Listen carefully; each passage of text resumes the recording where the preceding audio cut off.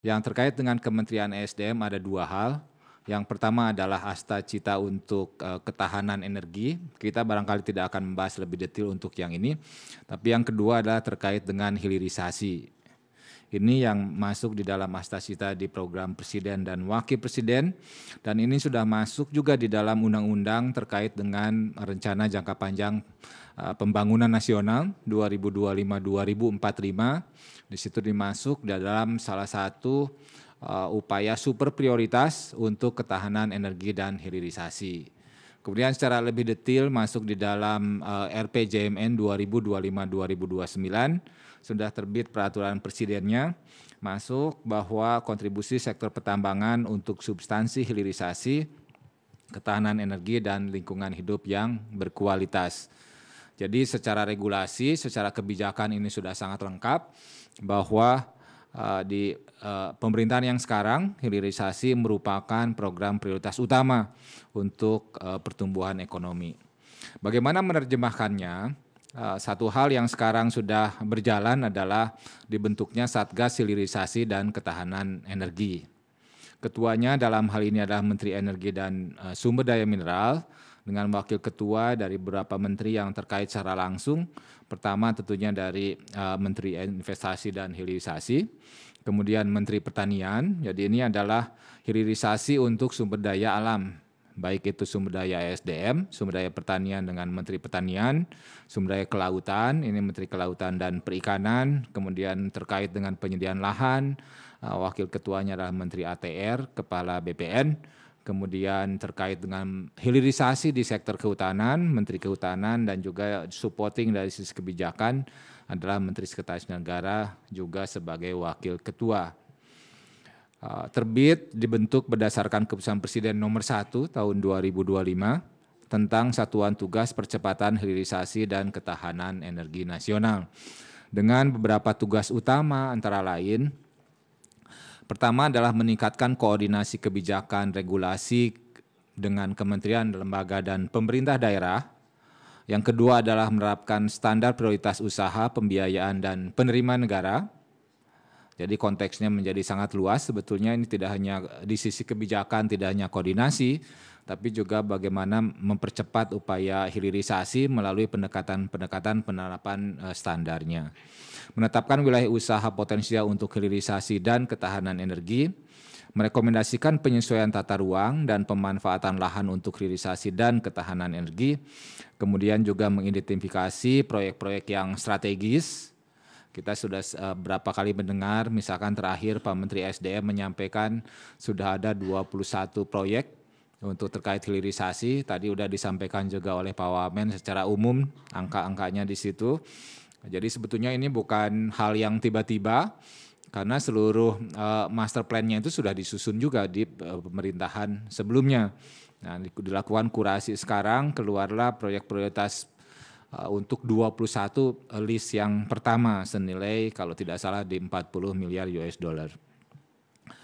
Kemudian Satgas ini juga diberikan tugas dan kewenangan untuk memutuskan secara cepat permasalahan dan hambatan. Jadi prinsip-prinsip debottlenecking dilakukan di Satgas ini, mempercepat penyelesaian permasalahan hukum, termasuk juga bagaimana upaya-upaya untuk memberikan rekomendasi untuk pihak-pihak yang menghambat program-program hilirisasi dan ketahanan energi.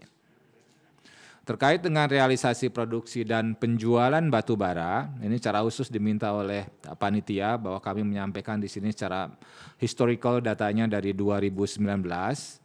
Apabila diambil tren, memang ini trennya meningkat kecuali di tahun 2025. Kami melihat tren dari sisi harga yang sedikit kontraksi. Secara volume sebetulnya akan naik terus ya. Jadi secara produktivitas sektor ESDM ini akan terus semakin baik. Tapi kalau kita bicara dari sisi nanti untuk penerimaan negara, memang ini kombinasi dengan harganya. Sebagai contoh di tahun 2024 RKB-nya adalah 710 target produksi awal adalah 710 juta ton, kemudian realisasinya adalah 836 juta ton ya. Dengan komposisi 555 juta ton untuk ekspor dan sisanya adalah untuk dalam negeri. Kemudian apabila dikonversi kepada PNBP, kepada penerimaan negara, jadi tahun lalu penerimaan kami adalah penerimaan di sektor ESDM untuk subsektor minerba, PNBP-nya mencapai 140,46 triliun.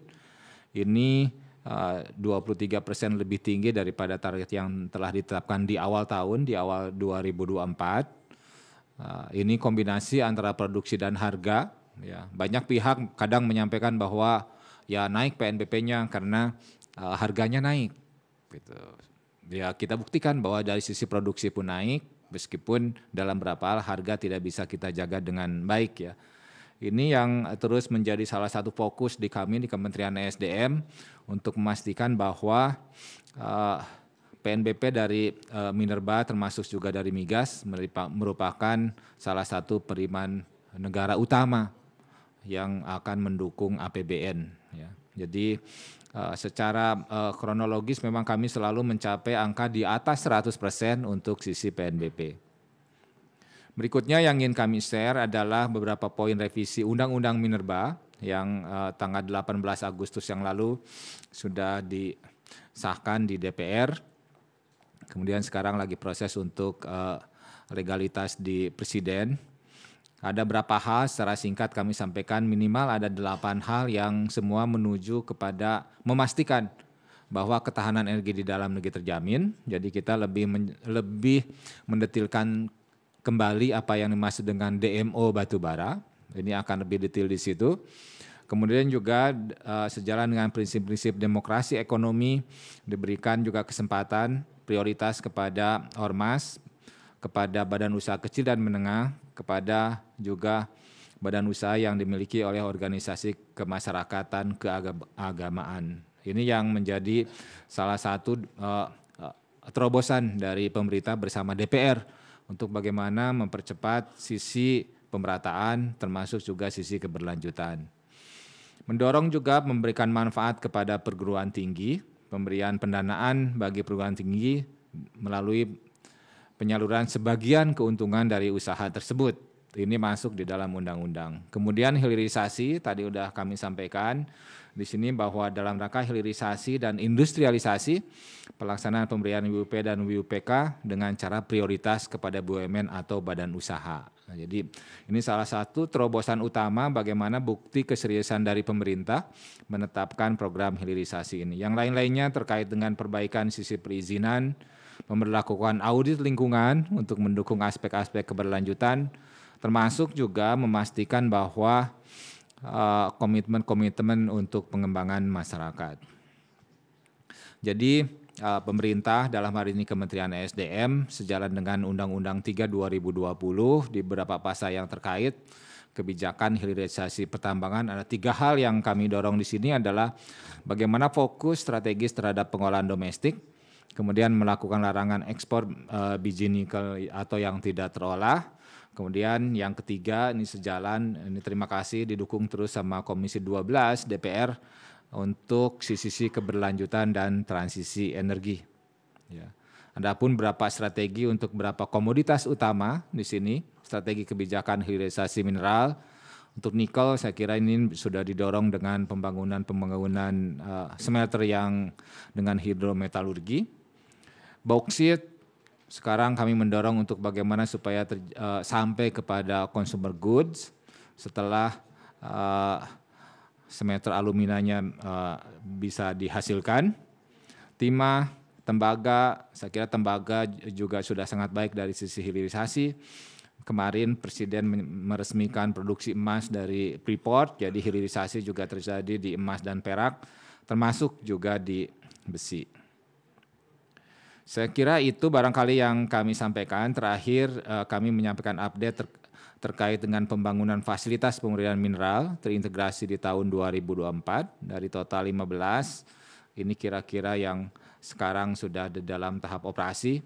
Jadi kemajuan proyeknya 7 smelter yang terintegrasi untuk pertambangan ini sudah beroperasi dengan baik semua.